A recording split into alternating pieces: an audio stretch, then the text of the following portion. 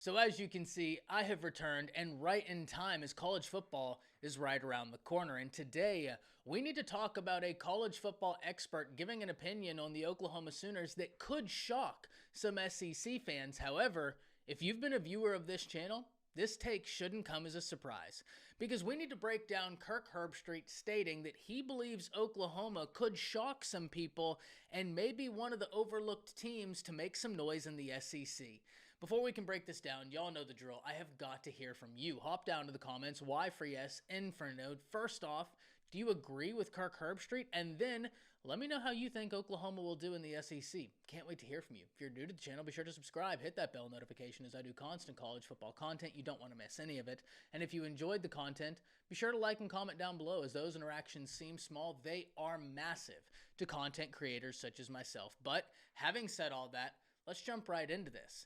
And as I alluded to in the intro, here recently, Kirk Herstreit was talking about how he believes that Oklahoma is being a little bit overlooked whenever we're talking about teams that could make noise within the SEC. And in his opinion, they were kind of a sleeper pick to do some damage in the new conference.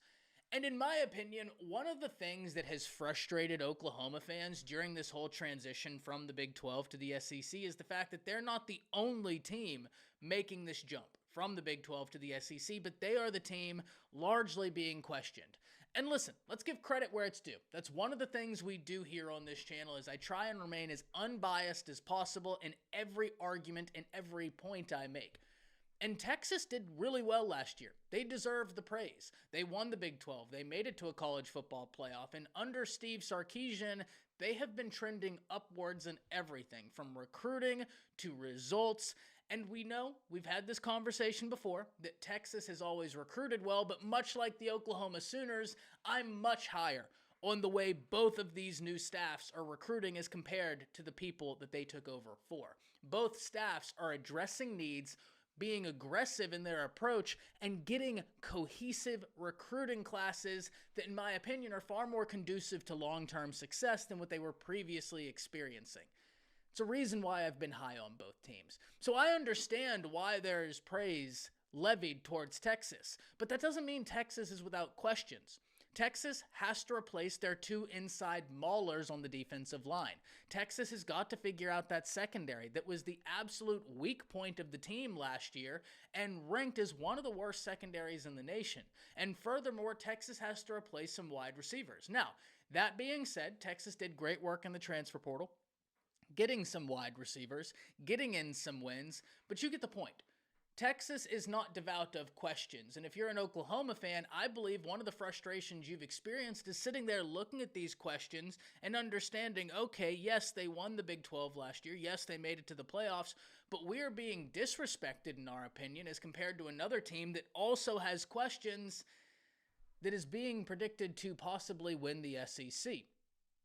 So I think that's one of the areas where OU fans' frustrations have lied. And if I'm mistaken in that, by all means, hop down to the comments, let me know. You know this is a place where college football fans have discussions, and I am nothing but that, a college football fan giving my opinion on the matter. But whenever we look at Oklahoma, yes, OU has questions as well, but OU also has answers. When we look at the defensive side of the ball for Oklahoma, they return the most talent in the SEC. And at every level, I think this Oklahoma defense has something to be excited about. When we're talking about the interior, Dominic Williams, massive win. I mean, an absolute massive win. Several other teams wanted him, and for good reason, but he wasn't the only big win they got in the offseason. They also got a Jaden Jackson. They also got a David Stone, and if you've been around the channel, you know how high I am on both of them, particularly Jaden Jackson, who I believed was a little bit underrated coming out of high school. I'm excited to see what he can do in his freshman campaign. But now when you look at the situation and you're looking at that Oklahoma defensive front, you're sitting there saying, okay, you got John Terry, you got Williams, you got Jackson, you got Stone. Just to name a few, you got bodies. That can help create chaos and can help the guys outside of them, who I think OU fans are also very excited about, especially now that these guys have another year in the system. You've got more bodies who now understand football greater, and even some new ones who we need to talk about here very soon.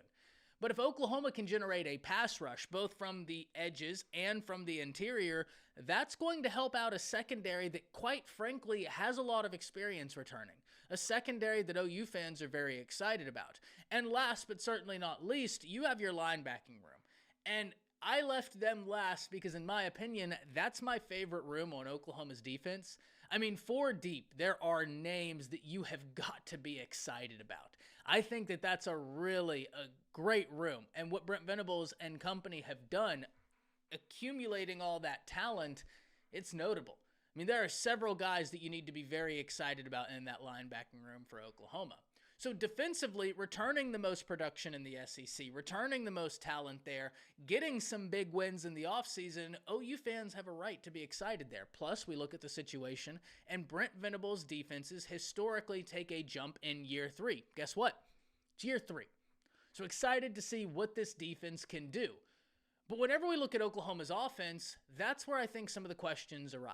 And listen, we've had this conversation multiple times, so I'm not going to go in depth on it. But one of the things I will tell you before I go any further is that this channel right here and the guys I do work with, the guys I do content with, when we say questions, we genuinely mean questions. We don't mean concerns, because I know that questions in this industry happens to be a colloquialism for concerns. It's something that they use to kind of wrap it in a nice package, but a lot of the times what people mean when they say, hey, we have a question about this is, hey, we have a concern about this. I'll let you know if I have a concern.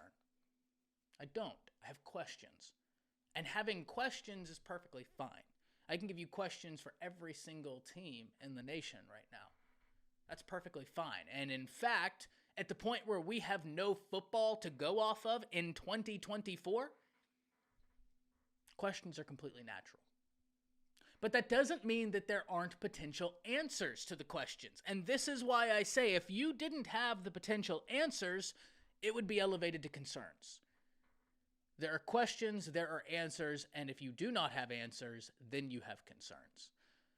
The room I have talked about as being the one where I am really interested to see it come together is this offensive line room. And the reason why I'm not concerned about it is because one of your answers is Bill Bedenbaugh. I mean, he's one of the best offensive line coaches in the nation. He is truly one of those guys that you give the benefit of the doubt. So I do believe Oklahoma's offensive line is going to be good. The question, how good? How good? I believe it'll be good, but how good? I don't know. Because the offensive line is a unit that takes time to gel together. So they are going to continue getting better as the year goes on. But how do they look initially? I don't know. What I do know is that you have one of the premier names in offensive line coaching, and because of that, I sit back and look at the situation and say, okay, if there was a guy who could figure it out and a guy who could do this, you have it. There's your answer. We look at the tight end room, and this is a room where I think Oklahoma fans would admit last year you didn't get the production you wanted, and I don't think it's just relegated to last year. You haven't gotten the production you wanted out of the tight end room, and one of the things I have said on this channel time and time and time again is that when you have a new quarterback, when you have a new offensive coordinator, check. Not that either of them haven't seen college football. Jackson Arnold sat behind Dillon Gabriel. By the way, a fantastic quarterback to sit behind and learn from is Dillon Gabriel. Experienced, isn't going to make a ton of mistakes, is principled with the football. That's a great guy to learn from. And you have an offensive coordinator that is a vet in the game, in Luttrell. It's just their first year together. When you have that situation, your new offensive coordinator, your new quarterback's best friend can be a strong running game, which I believe Oklahoma is going to have, and a strong tight end presence, which Oklahoma made steps to address in a Bauer Sharp.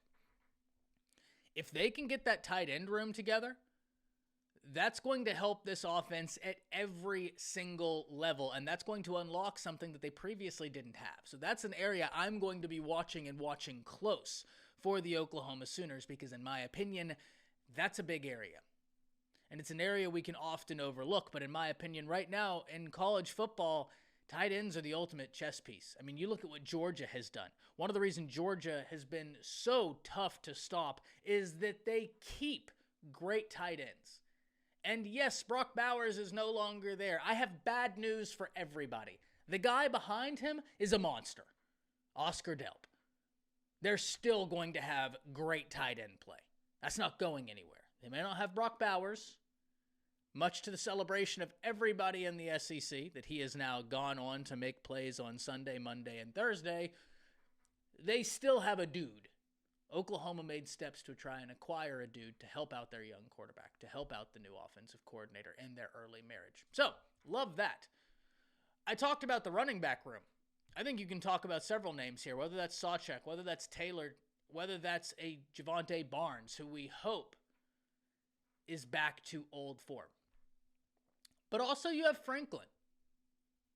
You've got some other names in this room that are going to be a force. And then you get to the wide receiver room, which in my opinion is really loaded, even with the unfortunate injury to Gibson, who, by the way, hopefully he has a speedy recovery, is able to showcase his talent sooner rather than later, no pun intended, to the world, because I do believe that guy has next level ability, and I can't wait for him to showcase that. So hopefully he has a speedy and healthy recovery in his rehabilitation. But even with that unfortunate injury, you still have Anderson. You still have Andrell Anthony. You still have Jaleel Farouk. You still have Petaway. You still have Burks.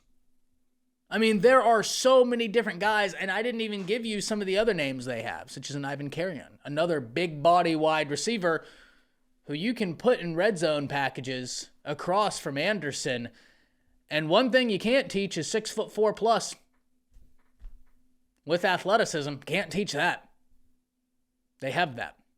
So for Oklahoma, they have the tools, and that's why I understand Oklahoma fans and their frustration when they're sitting here looking at other teams who, yes, deserve praise, but yes, have questions, and they're saying, okay, well, why are our questions being amplified and other people's aren't? And I think that's a fair question. I believe Oklahoma is going to do very well this year, and quite frankly, I can't wait to see it. But I can't wait to hear from all of you. Hop down to the comments. Let me know which room you're most excited about and which room you want me to cover next. That's it. See ya.